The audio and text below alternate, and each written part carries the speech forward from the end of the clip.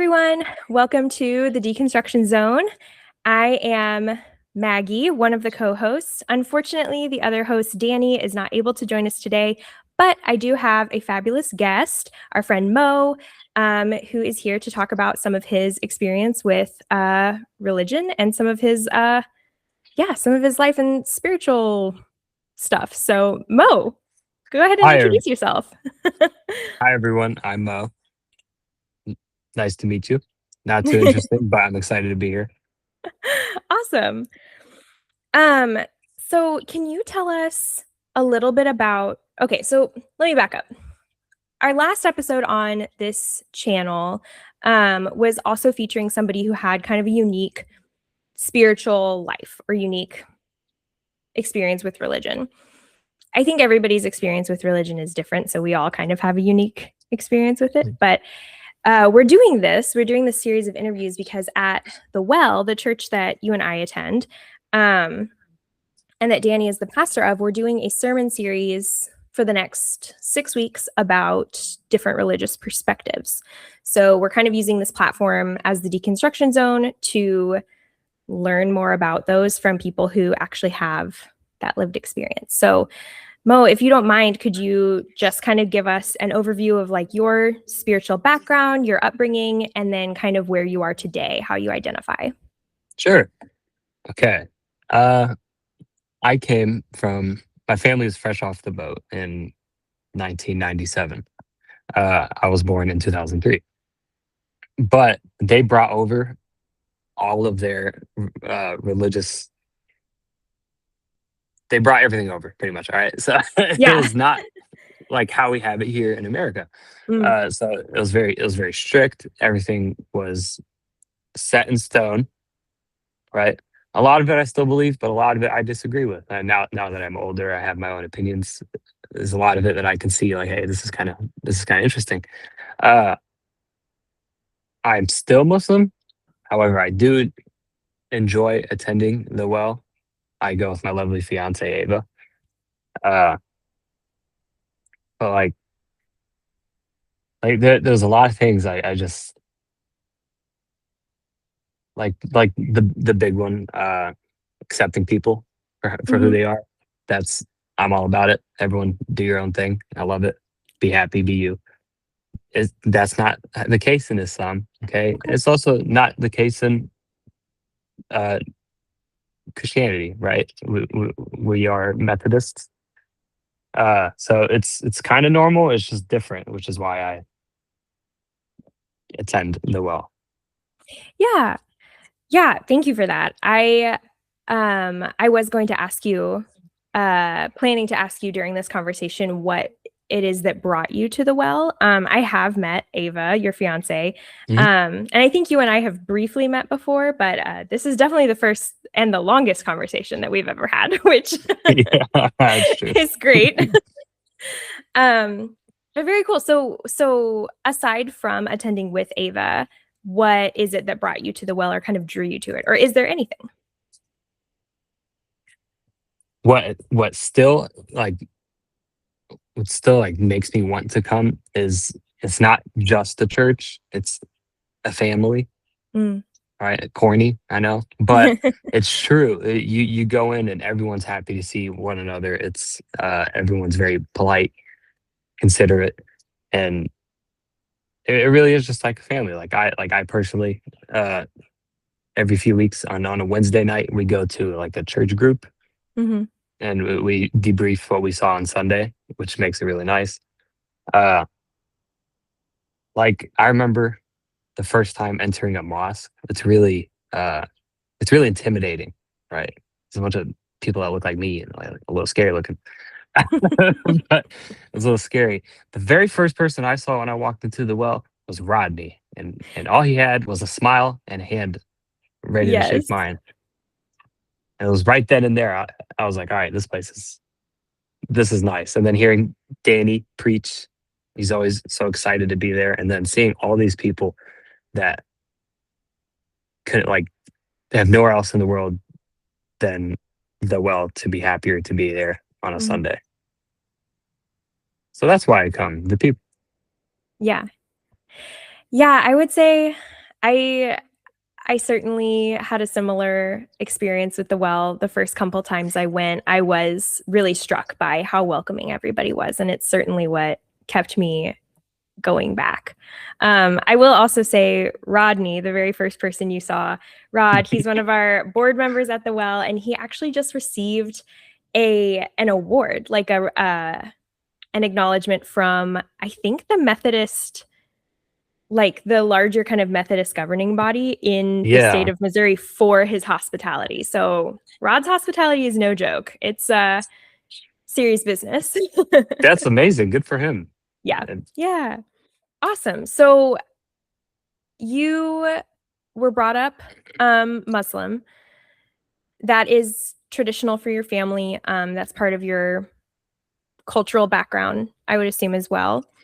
right. So I think that I would be remiss if I didn't mention and kind of disclose for myself where I'm coming into this conversation. I'm pretty ignorant about Islam. I don't know very much about it, um, other than the kind of cultural impact that it has had on me. So, you and I'm a few years older than you, but you and I are about the same age. And I grew up in a like post 9/11 America. Um, I'm aware that there's a lot of propaganda and misinformation about Islam, about Muslims in general, about people from the Middle East and people who practice Islam. And so my understanding of it is pretty limited and also pretty confused. So I that's kind of how I'm coming into this conversation, but I'm also curious about your experience with that. And yeah, just kind of your thoughts or your response to that kind of cultural political piece of it. Sure. I mean, I too grew up. I don't know how old you are, but I too grew up post 9/11. Uh, but I remember hearing that like soon as 9/11 came through and then everyone was just attacking Muslims, Mm-hmm. like my mom and my sisters all started to not wear the hijab to cover their hair. It was just scary, and obviously I was a kid, right? But my very first time like experiencing it was in fourth grade here. We went. I had a good friend, and we went like spring break, and we came back, and he just pretended like I didn't exist, Hmm. and I was like, hey man, like what are we doing? And he said, I'm not friends with you. I'm not friends with terrorists. Wow. And I was like, like we're both 9 years old. What do you? Right. What did I do? What? I was like, we attend the same class. I was like, all right, I guess. Bye. I don't know. I didn't even know what terrorism was. I was 9. Mm. Uh, but then like it wasn't, especially where we live. Like you'd think it'd be worse, but it wasn't always the worst for me. Whereas I would just like most people didn't even realize that I was Arab Mm. until I'd give them my name. But then there was like there'd be a few times they're like, hey, what do you what do you think about terrorism? I'm like, I don't know. This event happened in eighth grade. I was like, I'm like, it's terrible. I mean, again, the same situation. I'm in the same class as you, man. Right. I'm just a kid. But seeing it as like a lot of people, they just, and I can't really blame them. They just watch the news, they hear what they hear, and they get their opinions from it. I can't be mad at them. If I were in their position, I'd probably do the same thing. Mm. But it's something you just don't take personal and understand. Like, hey, that's the world we live in, and those who do have open eyes and open minds, like yourself and everyone at the well, understand that I myself am just a Muslim born in America. I'm marrying a Christian woman. Like it's we're not all what you hear. Sure, I'm not denying that what is heard is untrue. However, you can't treat everyone based off what you hear. And I feel like as adults, we should know better than that. But it is what it is. For sure. And well, I'm really struck by how, like, the amount of compassion that you are portraying, telling the story about people who have said some really hurtful things, really hurtful and insulting things to you in the past. So I'm impressed by that. But I also, I, I think that when kids, sometimes when you're talking to a child, you can tell that they're parroting something that they've heard an adult say. And and so it's interesting that you say that kind of at the end of what you were saying there, that like as adults we should know better. Um, no group of people is entirely homogenous and monolithic, right? Like there's a diversity of opinion and experience and behavior within groups, especially like big world religious groups, right? Like Islam is one of the main world religions. And so it would be insane to think that every single individual or every single like church or group or mosque is going to think and behave the same way. And so, yeah, I think that more adults probably should think that, but I um, guess it could be worse. I don't. You're right. yeah. As someone who doesn't know very much about Islam, how would you describe or categorize it to someone who either had never heard of it before or, like me, knows, kind of has like a working knowledge of it, but doesn't know really very much at all? How would you like describe it or explain Islam or the experience of practicing it and being a practicing Muslim to somebody? Sure. So there's two ways, right? There's the quick, I want to get out of this conversation way, and then there's the way I'd like to tell you, right? The quick, I want to get out of the conversation way is it's very similar to Catholicism. It's just to take care of your parents. You pray all the time, right? I can't speak too much into Catholicism, but I know it's pretty similar. But as a Muslim myself, I'm not the most devout Muslim, right? I don't pray 5 times a day. However, for those who do, I love it. And there's certainly a benefit to it. You're essentially speaking to God, right? Showing your loyalty. It's really not the most complicated religion. It's just like you don't do harm. I don't hurt anybody. There's no killing. There's no eating pork. It's the big one. But that it's not to be evil. It's that in the Quran, it's described as pork being a dirty food. It's not good for you. You may get sick if you eat it. Mm-hmm. So that's why uh, it's a very loyalty based religion. Like you don't like you're expected to go to the mosque every Friday. You're expected to pray 5 times a day. Uh, you're expected to donate once a year so that you get. It's kind of hard to explain. It's kind of like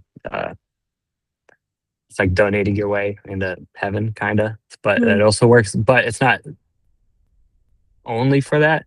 Like the donations thing is for like I myself diabetic. I can't fast during Ramadan. Mm. Okay, but what I can do is donate to kind of uh, counteract that. It's like, hey, I still mean good. I still mean well. I just can't because I'll pass out.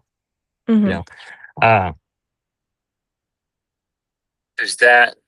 The basis of Ramadan itself, I I do respect a lot of it. I mean, it's the story of a mom not able to feed her son, and she went a month of being unable to feed him adequately. So that's where we get uh, to eat before sunrise and eat after sundown. It's to Mm-hmm. teach you patience and respect to that she also couldn't eat. So like there's a lot of it I do love.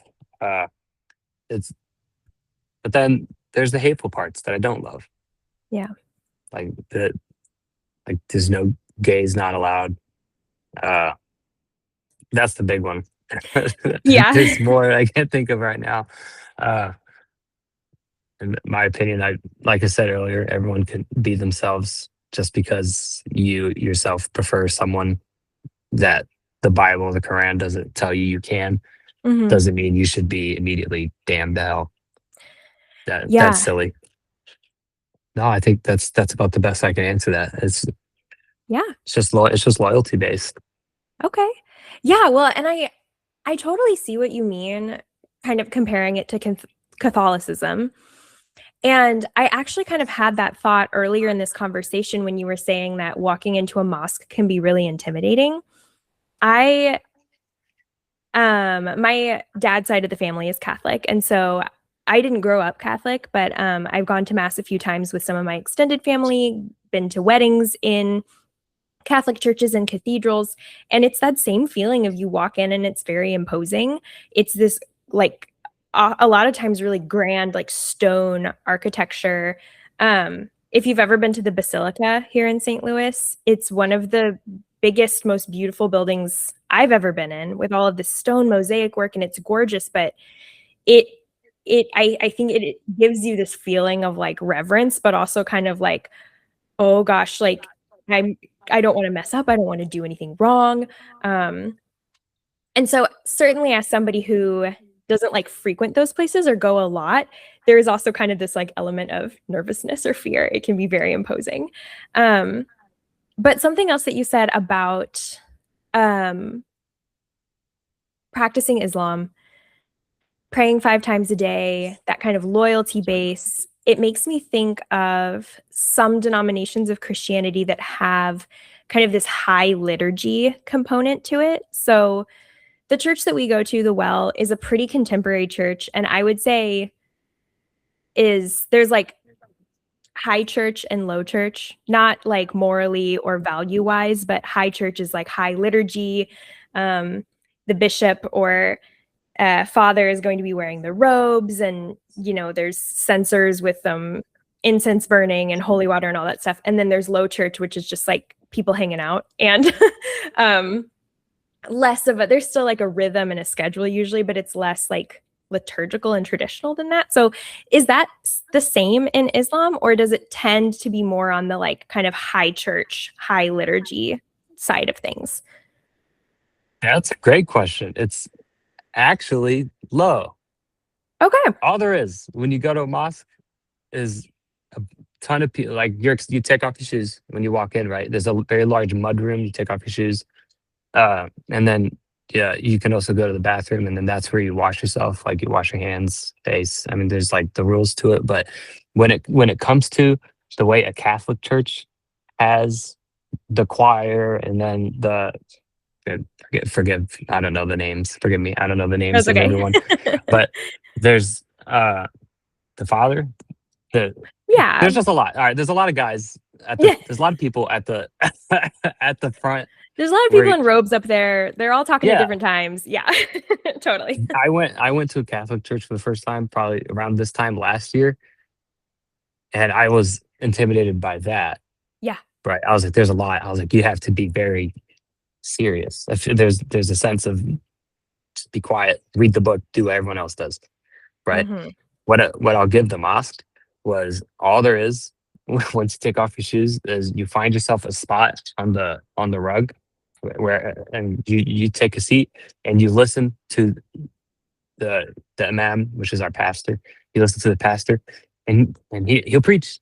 He's just gonna preach for as long as as long as he wants. It's usually like 30 minutes, but you just listen, and then he stands up, says a prayer. Everyone gets in a nice, neat line. They pray together, and then that's it. That's Okay. all. If you want to, there's a donate basket while you walk out. It's up to you. And it's Yeah. kind of like our church. Uh, so that actually, I guess I've never really thought about it. The well does kind of remind me of that, Hmm. where all there is the one priest, Danny. Sure, there's the supportive pastors like JT in the back. Like there's a lot of supportive uh, other members of the church. For the most part, everyone just takes a seat, listens, and then take takes communion, and then enjoys some music and leaves. Yeah. So I guess yeah, a mosque is just kind of like a low.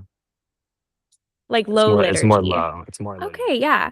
Um, I do think that is interesting, and I wonder if Um, Catholicism is very old.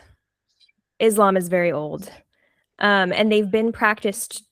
There's so I guess by that I mean there's centuries of traditions behind each religion, right? And like centuries of traditional practices. And I wonder if some more of those kind of like rhythms, like you were talking about, like praying 5 times a day. Um, you said that that is not kind of a part of your spiritual practice. And I'm wondering why. Why do you choose to participate in that or not to participate in that? Not in like a judgmental way. I'm just curious No, because no, there are that's things in Christianity that I am also not interested in and don't take part in. So, no. That's a great point. Why I personally don't do it, the answer is yeah. not as fun. It's not going to be as fun as you'd like. I wish I could. I wish I did. Hmm. Just laziness. I I really don't want to get up at 5 in the morning. Well, as a matter of fact, I already do. Okay, I just want to spend more of that time praying. So it's Yeah. like if I remember right, it's dawn, it's like 5 a.m. and Hmm. then early noon, and then mid noon, and then sunset and sundown, or like sunset and then like nighttime, like 9 p.m. Yeah. So like it's kind of demanding because not only do you just like pray, you gotta go rinse yourself. There's a whole order to which you have to rinse your hands, your face, and then you just go down pretty much, right? Which is great. Mhm. Cleanliness, I'm all for it. But especially with what I do and how dirty my days are, there's no way. Like it'd be counterintuitive because then I'm talking to God dirty, which is disrespectful. Gotcha. So it just doesn't work for me. Yeah. That's why I don't do it. Like I said, I don't have like a Catholic background. My Christian upbringing was very it was pretty contemporary, like kind of like that low liturgy like we were talking about. And so that being said, I do really like high structure, like high liturgy types of environments because I think for me it makes it easier to kind of get into that mindset of like this is sacred and it's that kind of so it's so different from my normal day-to-day normal routine um that it feels set apart. But some people hate high liturgy things, and either because they grew up in that environment, it was really damaging to them, or they feel stifled by it and it feels more difficult to, I guess, like get like feel God's presence or communicate with God in whatever way they're seeking. And so there's definitely a difference of opinion, and I'm sure that it's different for Muslims as well and varied person to person. But how do you feel like what is like your favorite way to worship or like experience closeness with God? What does that kind of look like for you? Traditionally would be the 5 times a day, break bread Hmm. with the family after it. Uh, that's traditional. For me, it's uh, I don't know. It's like my favorite way to speak with God. It's just like it's just instead of the traditional 5 times, like you have to where you clean yourself and get a mat and face the main mosque. Uh, what I do is just like random prayers. I was like, Mm, hey, like I hope, like I'm kind of conceited. Like I hope Ava and myself will we do okay this week. I yeah. hope the best for like I just say just little prayers. It's That's pretty much it. Like I think the my most like focused I am with God is ironically like at the well, Mm, like wherever while everyone closes their what's the traditional way? Like everyone like palms their hands together, right? And like does yeah. that. What I do is like I put my hands up. It's like I still agree with Danny's prayers, but instead of to Jesus, I say to Allah. Mm, So that's pretty much it. So yeah, I guess going to church to me still feels like I'm a Muslim, like at a mosque. yeah. It's just kind of like I guess like the energy is being like directed differently. Yeah, like we're all here for the same reasons, the same goals, like same like very similar beliefs. Yeah. But it's still it's okay. Like my fiance to say her prayer to Jesus, and I'll say mine to Allah. At the end of the day, as long Yeah. as everyone's as long as everyone's happy and life's good, then that's it. Yeah. When I was so my job during the week, I'm a speech therapist, and in my master's program, one of my classmates was Muslim, and we did an evaluation together. And these evals, we prepped for like days to get everything ready. The tests that we had to give were very specific, and there's like I don't know, we were just really nervous about it. It was worth a big part of our grade, and we had worked so hard to get to grad school and had so much student debt that we were like, we have to nail this. And so me and her were so nervous. And I remember she looked at me before the eval, the kid was about to come in, and she's like, I'm so scared. Can we pray before we get started? And I was like, sure. I think I'll probably pray to Jesus. Is that okay? And she's like, yeah, that's fine. Like, I'll pray for both of us, and you can just like, direct the prayer towards Jesus or whatever. I was like, great. And I just remember that kind of like, it was like kind of a funny, we both were just kind of like awkward giggling about it. But yeah, that funny moment of just, Yeah. Where praying was just praying. yeah, praying was just praying.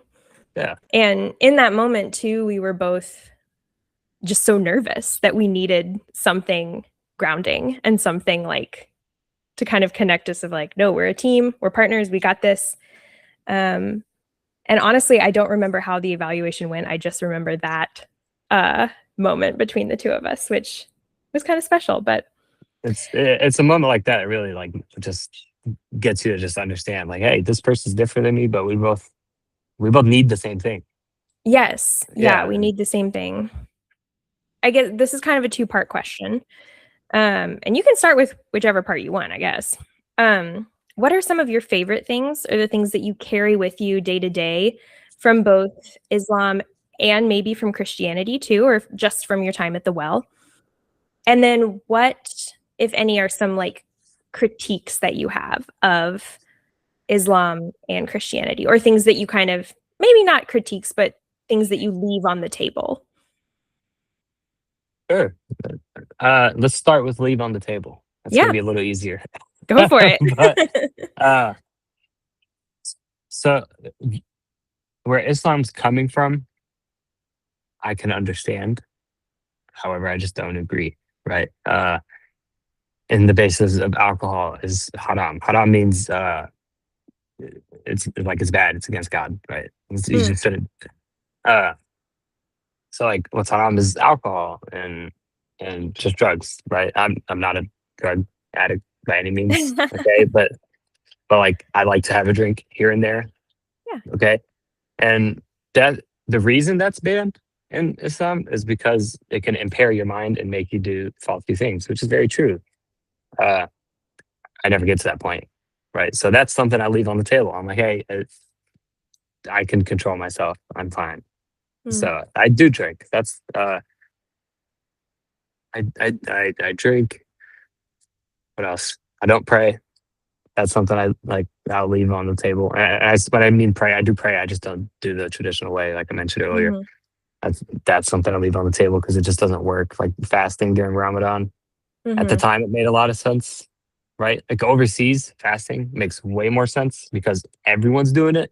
All the stores flip times, like you can do it over there. Over here, I'm outside 12 hours a day, sweating. I need water. Yeah. I need it. And so that's another thing I leave on the table. I just can't do it. Well, and Uh, you also said you said you're diabetic too. yeah, So fasting could really impair your health in a really serious way.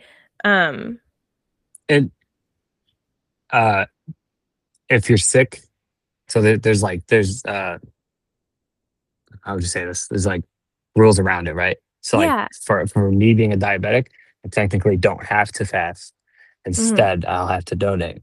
Okay. mhm. I still try here and there. If I'm not gonna work, I'll fast. Right. If I'm not doing anything. But So like there's that. So if you're sick and like people need water when they're sick, if they tell you in the Quran like, hey, still drink water. We're not trying to kill you. We're trying to teach you patience. Yeah. So Isn't it's it not true that pregnant women don't fast during Ramadan either? Is that true? if you're pregnant or you're on your menstrual cycle, you do not fast. Okay.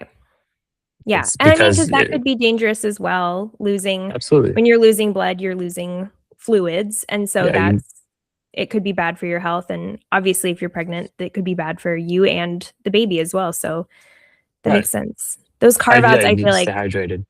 yeah, it feels very gracious and very like real world. Like, I don't know. It's more realistic and not as rigid as I would Growing think. up, I was very jealous of my siblings, my female siblings. They'd be drinking water, right? They'd be drinking water. They try to Yeah. hide it. Oh Uh, I don't know if that part's in the Quran, but like every woman I ever knew growing no. up, if they were not fasting for that reason, they'd still try to hide it just so like we didn't get jealous. But like a part of me Yeah. knew. I'm like, hey, I saw you in the kitchen. Uh, what They're are you not doing like over there? they're not like drinking water right in your face, like rubbing it in. No, they've never done that. Once I found out, they did it to Mhm. spite me at first. They'd be like, oh look, water. You're like, Uh, "Ha, thirsty. Thirsty, aren't you? Not me."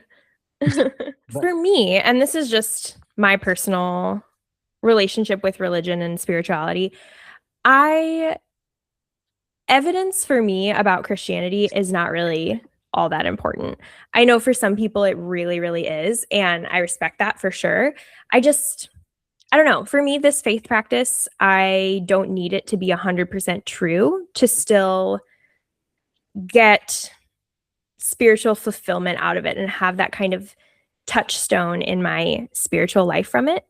And so for me, I think about Christianity and specifically the teachings of Jesus as like kind of more daily, like practical application.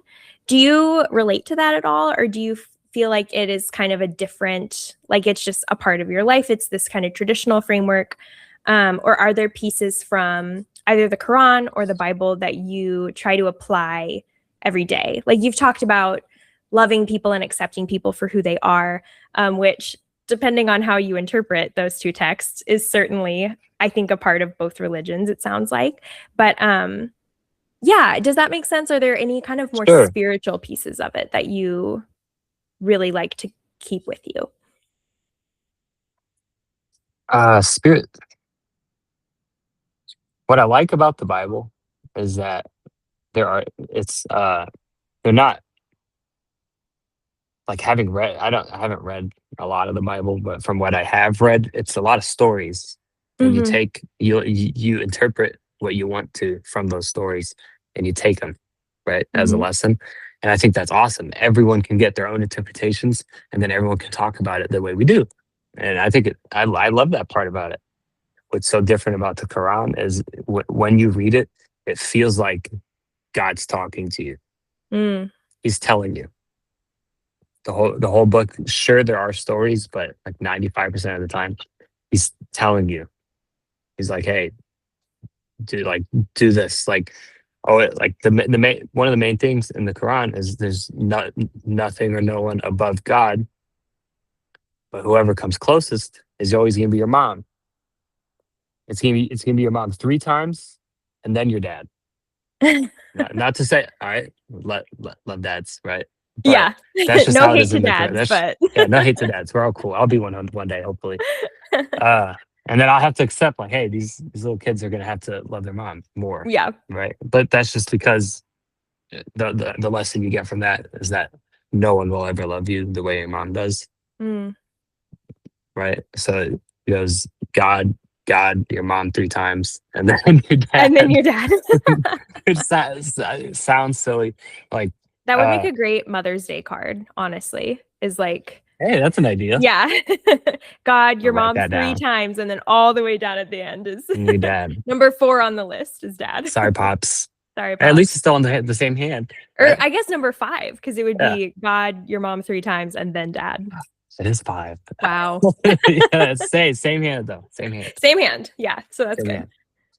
Uh, Well, I am curious if you have any from your time kind of in and around Christianity, if you have any things from that you would either like critique or leave on the table, or are confusing and weird and you're just like, what's up with that? Because speaking as a pretty much lifelong practicing Christian, there are certainly things about Christianity that I'm like, I don't really know what's going on with that, but I, I'd say whatever critiques I have with Christianity are the same critiques I have with Islam. mm, Like I, I think women should have every same right as a man does. Okay, hmm there are some points in Islam where where yeah, it's not fair. Why can a woman not be an imam, like a priest hmm or preacher? There's a lot of the point of women covering up. It's for their own, like in the Quran. It's not like, oh, bad things happen to you if you don't. Right? That's the hmm way it's interpreted now. This was almost 2,000 years ago. At the time, this made sense. yeah. Okay, but when you take it to the world now, like, hey, I'm a woman, I can wear whatever I want. Yes, that's true, but then men are gonna men or women now, they're gonna look at you in some way that maybe you don't want them to. Hmm. You're It's like beautiful, you're a beautiful. modesty as a protection type of a situation. I feel like, Yeah. yeah. And I know that's common in Christianity too, that I was raised in a very conservative Christian tradition, and modesty was very important too. Even though we didn't have like traditional head coverings, modesty was still a huge part of conservative Christianity, and I think still is today. And so it's always been really interesting to me how that, I think maybe just because it's so visible, like a hijab and a head covering, or like modest, a garment made specifically for modesty is so visible. And so I Right. wonder if that's why people kind of latch on to it as like, oh, this is a big difference between Islam and Christianity. But like a lot of Christian denominations prize modesty just as much, and for very similar reasons too. Like It's, it doesn't seem to be that different. it's like you like say like I'm having a good conversation with you right now, which I'm very Hmm much enjoying, but I have like I'm talking to you as my respect for you. hmm Right? I'm not talking to you for your body. Right. Like I know that's kind of gross. I'm sorry, but it's, that's the point behind it. To be Yeah. fair, we have to cover up too. hmm That's why long white body size dresses. Yeah. Uh, Yeah. so it goes both ways. It's I'm more than my body. I am my brain. I'm a person. Hmm. Uh, yeah, that's probably my because that's a very touchy one, hmm which is understandable. It's and I think so. I think Islam's 1,700 years old. If not, it's like 1683 years old, hmm something like that. Uh, a lot of things back then made sense. Okay, like the big one I hear all the time. People, I'm big about joking. I'll joke about myself. I'll joke about my religion, anyone's religion, hmm right? If they're comfortable with it. Uh, One of the biggest jokes I always hear is the 72 virgins one. Be like, Oh oh, yeah. you and your 11 wives, and right? I'm like, okay, that's bad now, right? Everyone, whenever I'm like talking to someone like inherently racist, just hmm trying to hurt, just clearly just trying to hurt me because of my religion. Yeah. They're like, then why did Muhammad marry 11-year-olds? Now that's terrible. I agree. That's gross. And the point of that was the way it started was that like you were trying to start the religion, right? The main one everyone knows is Prophet Muhammad. You're trying to hmm start religion. Uh, if I married Ava and she's a hmm Christian, she'd become a Muslim. hmm If she had kids, her kids would become Muslims. The point was to kind of just spread, right? So if I saw like if this was 2,000 years ago and you're in a desert and there's you can imagine terrible things going on, right? So hmm like, hey, this 11-year-old, he'd marry her just so she'd become Muslim. That was the point. It was survival and spreading, right? Gotcha. But now he looks like a pedo, which I understand. I Yeah. I see it, but I also like I see both sides. Like, yeah, I'm not cool with the fact he was marrying 11-year-olds, but it's not Right. like it was for fun. Yeah, well, and it's interesting how I feel like this comes up a lot in conversation, not just with religion, but also with there. I'm thinking of it because there was a bill that recently passed in, I want to say, I can't remember which state it was, but a bill recently passed that was basically like officially banning uh child marriage. So you have to be 18 to get married. Um the law before was that you could get married as young as I think 15 or 16 with parent permission. But a lot of the conversation around that is that, oh, well, people used to get married young all the time, or adults used to marry young adolescents or children, right? All the time. That was a lot more common. And it's not saying that it was right then either. Our cultural knowledge and understanding of how development works and what is good for people and therefore like is ethical and is morally right has changed over time. So it's not saying that like, oh yeah, well it was like cool and chill back then too. Because it's still, that's a young person Right. in a situation that they are not ready for.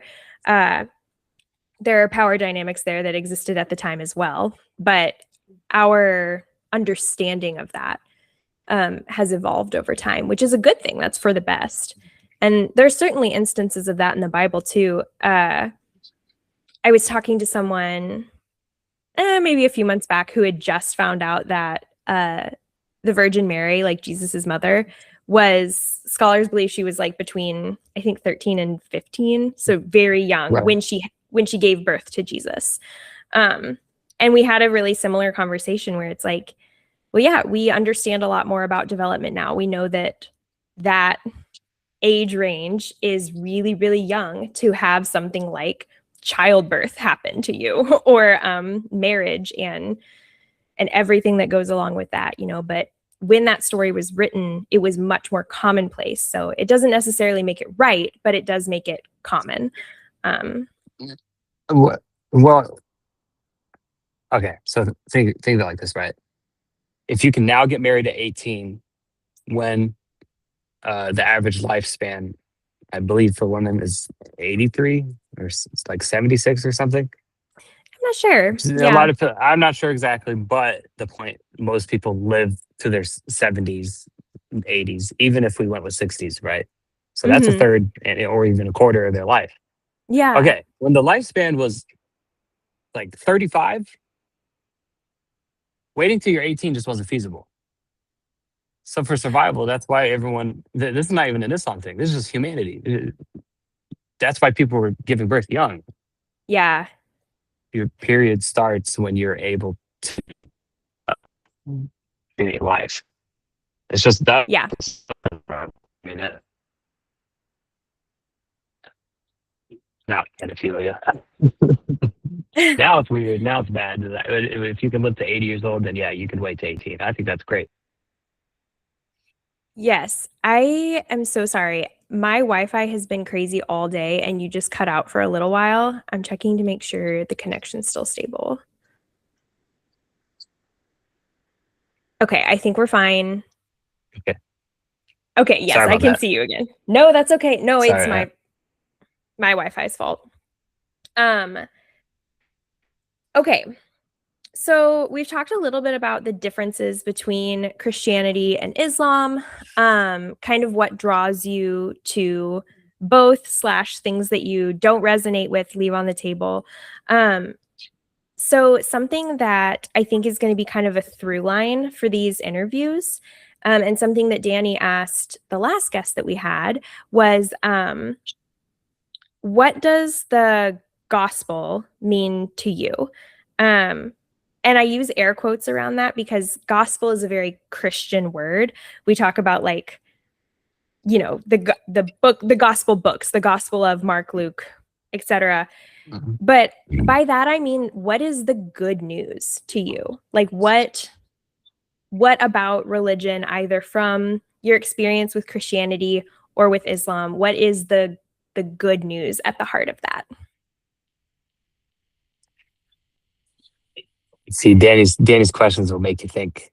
I got to think about that. That's why I Yeah, feel bad. take your time. Uh, It's a big question for sure. wow. What? I don't know. I guess it's just like that. There is like kind of what good does the gospel do me? It's kind of like it kind of just shows you what a good person should be. Like, yeah, Yeah. there's rules that don't killing, don't cause harm to people for like willy nilly. Like Hmm. that, as obvious as that is now, at the time wasn't so obvious. Uh, I think that's kind of what the gospel does to me. It's a guideline, right? The Quran. It's all just a guideline. Like, hey, this is uh like, I guess you don't have to do everything you read in there, but Yeah. it's just to show you like, hey, you here's here's a way to live through your life. Yeah. Okay. And then how I myself take it is I'm going to choose what I want from the book to choose what I do in my life. If that makes any sense. Yeah. I guess the happy part of the gospel for everyone is heaven, right? To get into heaven, you have to have the fear of hell. Mm. So it's nice to know that there's an afterlife where we hopefully don't have to work every day. You know, I think we're all Yes, tired. yes. Eternal rest. Yeah, right. When you have your Yeah. family. I think it sounds like kind of what you're getting at is this idea of like a North Star or like a compass point, something that you can kind of return to in life to know which way to go, so to speak. Does that sound about right? Yeah, that sounds great. That Awesome. sounds exactly like what I mean. Yeah. Yeah, I think I really love for me, I think the good news of Christianity and why I keep coming back to Christian church and keep practicing it, even though my opinion of, whether or not God even exists varies on like a day to day, sometimes hour to hour basis. But like it, we have this, I think what really strikes me about both Islam and Christianity is that like the ancientness of it, like how long people have been practicing this and how the people that wrote and were written about in our like religious texts were dealing with the same problems that we deal with today, like that kind of connection, that human connection back in time with people that their lives looked totally different from ours, other than they were struggling with the same things, they were wondering the same things, they wanted the same things as we do. And so I think that's really beautiful, and having something that like rings true as good news for me is that like we're not alone and we never have been. Like we have people in this long line before us that um, we get to be a part of carrying that tradition forward. So I think that's really cool. Mm. Well, I really appreciate you sharing your experience with us today.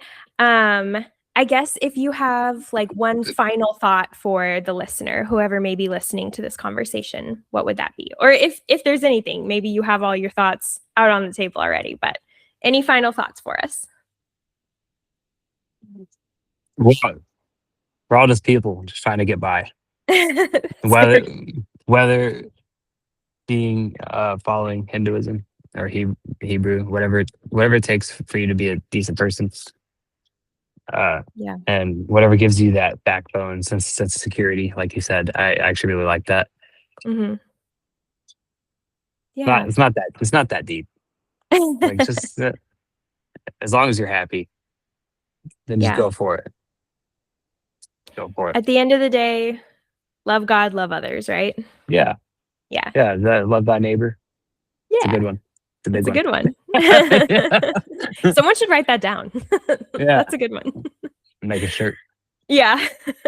All right. Well, thank you very much, Mo. I really appreciate it. And I'll see you around the well. Thank you. It was lovely speaking with you. Thank you. You too. Yeah. You have a good day.